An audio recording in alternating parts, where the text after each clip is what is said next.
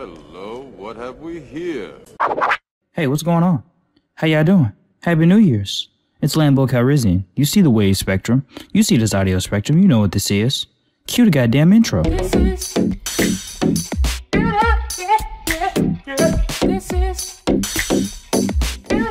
I have not done one of these in forever, and for that I apologize. Hey, it's a new year, it's a new me. We've gone through a bunch of episodes that I should have done, that I haven't done. So yeah, let's get straight into them. Before we go over anything, I'm gonna go ahead and let you guys know right now. Number one, this is only for power scaling purposes only. This is not for the plot. This isn't any kind of discussion on that whatsoever. If you want to hear my opinions on the thoughts of build and how it goes on plot wise, wow, that was squeaky. I highly recommend you check out the KO35 podcast. It's a regular podcast that I'm on right now that I host on the Kaidan network that is now available on SoundCloud. And if you don't want to hear my voice on that, you can hear Kaidan of Helmets and Henshins, or just listen to the Bucks of Bros while you're there as well. But enough on promoting that. Let's go ahead and get into what you guys are here for, me talking about what happened in all these episodes from a power scale perspective. Starting with episode 9, and I'm gonna be frank with you, niggas is out here transforming into smashes on their own, and that's pretty hot. Like, that's really cool to see that it's not something that they're forced to do. Some people are like, nah, dude, I want to be a smash. Just give me the bottle so I can have the juice, so I can become a monster and do stuff for the will of Katsuragi Takumi. And, you know, however you want to follow your cult leaders is up to you. But that's really cool and interesting to see, because this changes the way that we are going to interact with other people who can transform into smashes on their own, albeit they probably are extremely powerful when we'll see something like this. Wink face, episode 17. But in terms of forms, we see the Lion Sokuji, or the Lion Vacuum Best Match Sento uses in episode 9. And I gotta mention, it's pretty cool. It has the feature on it what I like to call the Scorpion effect, where the vacuum side brings the enemy closer to him, while the lion form does a lot of the kinetic, powerful energy and a lot of kinetic force behind it. So it means all of his attacks are going to be I forgot how to talk there for a second. They're going to be exponentially more powerful than the rest. And it's one thing that I really like about this form. Although it seems super gimmicky, because all it is dragging things closer to you and then punching in really hard, there may be a couple things that you can do in the terrain. Prime example, if you're fighting in a rock quarry, you could probably get a bunch of loose rocks from behind the person using that suction and use those as projectiles for oncoming attacks that they won't even know that they can't see coming unless they get like great senses or something. Episode 10 gives us another 2-on-2 battle against Night Rogue and Bloodstark versus Build, and at this point in time, it's Ryuga. And it's crazy to see that Ryuga really awakens in this episode, because we see a lot of him doing some insane stuff. Prime example, he uses a full bottle and beats a hazard smash by himself. Now let me say that one more time. He beats a hazard smash by himself using only the Dragon Full Bottle, meaning number one, his compatibility with it is absolutely amazing, and number two, he also starts putting damage on Bloodstark in the middle of the fight. So this guy progressively gets stronger the more he fights. The more that full bottle is used, the more he syncs with it, the more he goes into combat, the stronger he's gonna get. So it's gonna be super interesting to see how this is gonna happen within the later series. But at that point and at this moment in time, when we're looking at it, that was an exceptional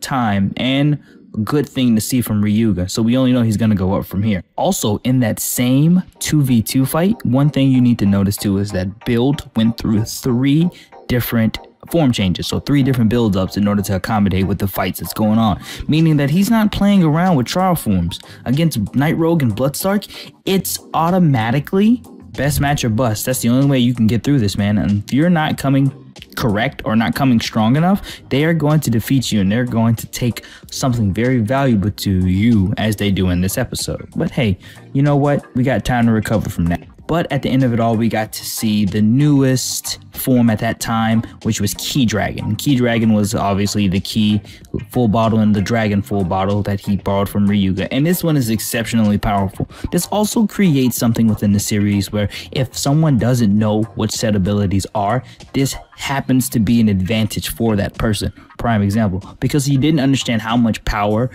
Key Dragon had, Night Rogue was at a terrible disadvantage because, hey, he didn't even know what the moves could do in this form, which also plays into something that happens later on in the episodes following after this, meaning that sometimes all you need is a form no one knows about in order to change the tide in the battle. But unfortunately, this comes with a side effect. Other than the pros of being able to strong enough to deter even Night Rogue, who we haven't even seen his full power yet at the time of this episode, we notice that it has a substantially negative effect on Sento's body, hurting him the more he uses it. So this is one of those forms that is extremely powerful, but the cost of using it is just as dangerous as the power itself. And that's something I can kind of get behind. I kind of like that form. I hope we see more of it in the foreseeable future. I'm kind of scared might be one of those, hey, I don't want to really do this anymore type forms. So episode 11 comes around and Sento can't handle Key Dragon because technically that's the only full bottle he has. Oh, did I mention this is going to have some spoilers in it? So other than that, the most important thing about this episode is episode 11 gives us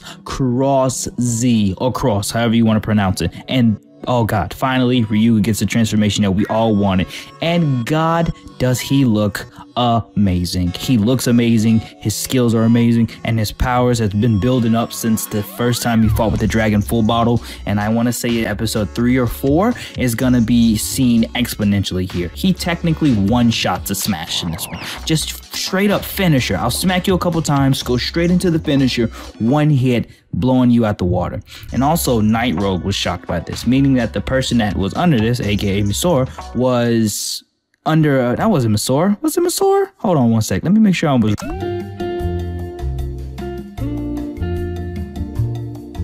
wrong. I was so wrong. I was terribly wrong. It was not Misora. It was Sawa. I don't know why I mixed their names up, but I surely did. God damn it. I'm sorry. But anyway, he goes on. He just says, you know what? I'm gonna punch you 3 times and immediately do my finisher. So I'm just gonna one-shot you real quick. Night Rogue's like, man, damn, how that do that shit? And can I tell you how prepared he was for that ass whooping that was about to happen? He was not. That was not prepared for it at all. He took a fat L, and it was awesome to see because Cross beat him with that song sword, and it put once again the theory that if you go into any fight and build with something that no one's ever seen before and they're unprepared for it, they are going to get mollywopped every time. Episode 12 rolls around and we finally get a follow-up to the 2v2 match from episode 10. This time Sento gets all of his full bottles back and he transforms into Pirate Train. That best match. And it's interesting to see because this is one of the full bottle forms that we see before it gets its primary weapon and then after Sento makes it. So it's interesting to see how it works. In and of itself, it just seems to be a lot more powerful being able to handle against Night Rogue. Once again, you either go with full bottles against the Trans Steam Gun guys or you're not coming correct at all. But each of them were 1v1 kind of taking each one of them out with ease. It wasn't really more of a swapping hands. It was more of them kind of just getting bodying people, you know, because they don't know karate, but Ryuga's an MMA fighter, so hey, that helped. So they get in that ass and then they get the bottles back and then they go back to the house and it kind of seems like everything's kind of where it's supposed to be. With everybody kind of at full power now on the hero side, it's like, okay, cool. We can handle Night Rogue and Bloodstark whenever we want to. We're pretty strong. We just need to figure out what else we need to do for the sake of the plot. All of a sudden, Night Rogue shows up and Sento's like, I gotta go put the hurt on him. So Sento goes into Pirate Train and actually uses the weapon in this one known as the Kaizoku Hasya.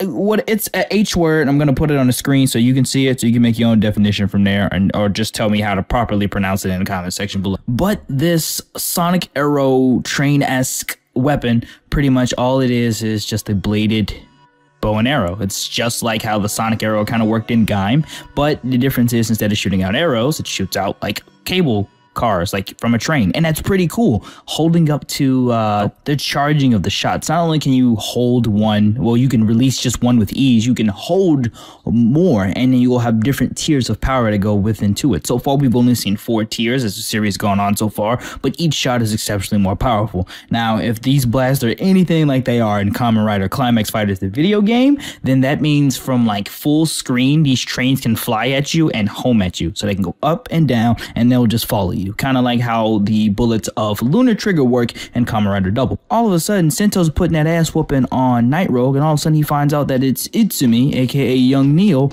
instead of someone else, some, you know, mustached man. And we're like, why is it him and that? Then this reveals to us that if someone else has a level that's high enough, they can use the Trans Steam Gun as well, meaning that other people can transform both into Night Rogue and Bloodstark, which is an amazing thing to see from a plot standpoint, and it's also interesting to see from a power scaling standpoint, because the question comes into play: what level do you have to be in order to use a trans steam gun? Can your level supersede that of anyone else's and you still use it with ease? We don't know at this point. They haven't really dug in super fresh on it. The only thing that we know that if you meet the requirement of the hazard level, you can transform into it. That's what it seems to be here, and it seems that it's something that anybody can do if they can go through the nebula gas accordingly and get their hazard levels. But that's totally something that we'll figure out in the future. So other than that, from what I've seen at that point, I really enjoy that. That really brings a new aspect to it.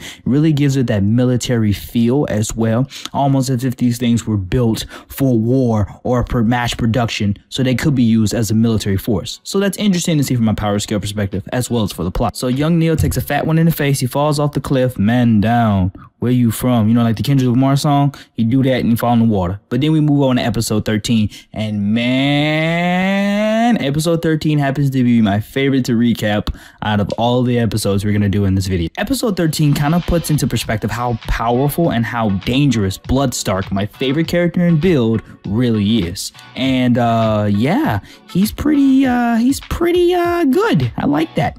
And I mean good in the sense that, like, yeah, he kicks ass. Not good because he's a good guy, because this episode, this one breaks hearts, but this one made me go, damn, that nigga is good.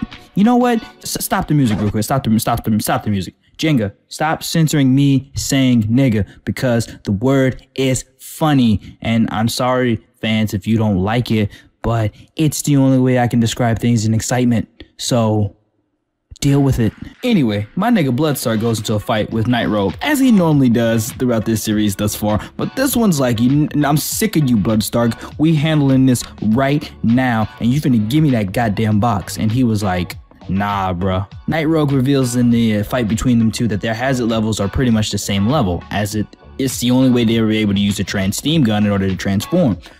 Bloodstark goes, you're absolutely right. So the difference between you and I will come down to combat experience rather than just like who's stronger than who. And we see who has the better combat experience. Bloodstark zabs Night Rogue's ass, and then he just beats feet. Next fight that we see is a 2-on-1 between Bloodstark and our homeboys Build and Cross. And let me tell you something. Build and Cross were having a hard time. Saying this is the saying is Bloodstark was pretty much swapping hands with both Cross and Build at the exact same time. Do you know how ridiculous that is? That is stupid good. That is stupid powerful. That is combat experience at its prime, being able to handle multiple powerful people at one time and doing enough to where even the slightest move that or mistake that he makes would end up being the L form. He finessed on them while they were fighting. Like, even though he was swapping hands, he still finessed on both of them very well, and even used some of their own attacks against each other. If you're still not comprehending how powerful Bloodstark is, to put it in perspective, Build had to transform into 4 different best matches, with the final one being one that Bloodstark knew nothing about, which is the only way he was going to win. Once again, solidifying it that if you go into any of these fights and Build with something that an opponent doesn't know, chances are not only will you get the upper hand, you'll be able to take the W. And that's exactly what happens in this one. But the overarching lesson in this is that Build and Cross couldn't beat him unless they had a best match he didn't know about. That was it. At that point, at this episode, it solidified that Bloodstark is technically the most powerful character at the time. So at the time of episode 13, Bloodstark was the strongest. Then episode 14 rolls around and we get an idea of something stupid. When I mean stupid, I mean something stupid powerful.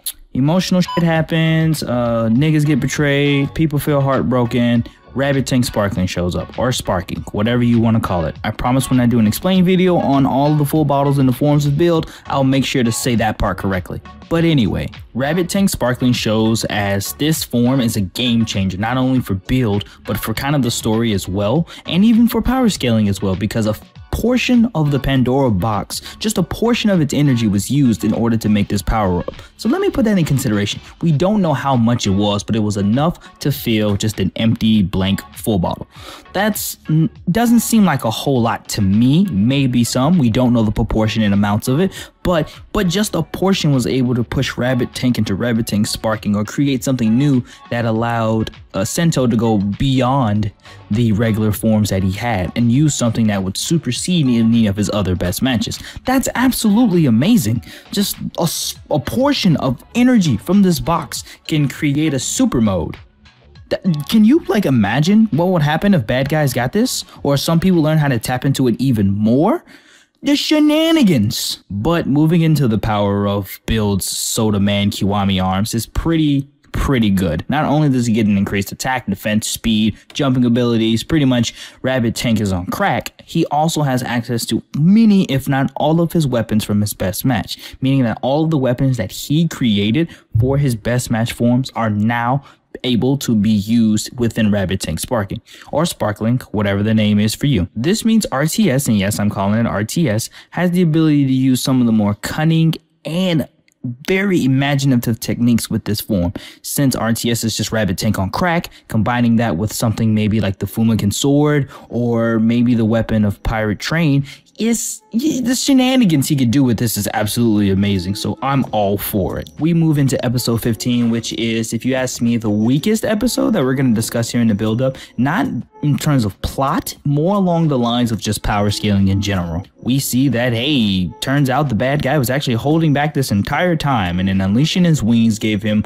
a very hefty power boost, being able to beat up most built forms in this and take out Cross, with relative ease. I think, dude, it just kind of felt cheap a little bit, but I did like the wings, but the power in this one just kind of felt cheap, because if that was the case, he would have used this form a lot earlier, and I felt that this wasn't really a good way of flushing out the powers that Night Rogue has if he supposedly is going to switch and use a driver instead. So I really felt like that should have been fleshed out a little more, probably shown a little more in the beginning, so when this form shows up with the new powered up build, it would be more justifiable why it was defeated so easily, rather than just, oh, okay, cool, Fizzy Soda wins everything. I mean, we also got a trial form that we haven't gotten in a long time here, and we see Lion Comic. Lion Comic just uses the Fumikin Sword and some of the firepower, when I say firepower, I mean kinetic energy of Lion, in order to kind of put some damage in. Unfortunately, it's a trial form, so it's not as powerful as it's going to be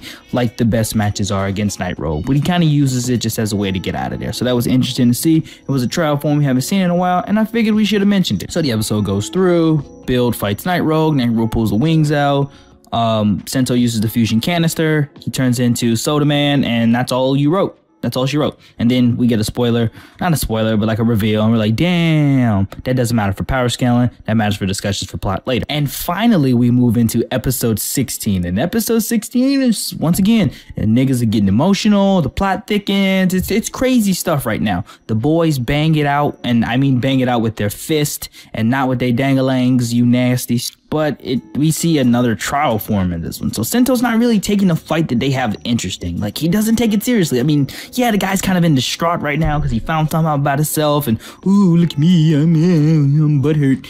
But, so he uses Pirate Gatling. And I'll admit that color scheme is pretty nice.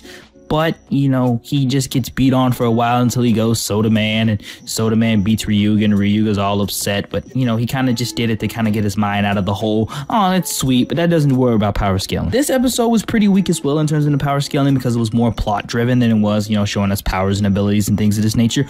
Up until we get to the end of the episode, where we not only see Grease, but we see all of these other factions coming together. So like I said earlier at the beginning of this, we are introduced to a group of people who can turn into Smash on their own, like just willfully transform. They get the juice, transform, and they turn into these dudes who can devastate cities with just laser beams, and they're extremely powerful. And they're led by pretty much Otoya. I thought he was dead, because, he used the Dark Kiva and just kicked the bucket. Apparently this nigga lived, and now he's Kamen Rider Grease.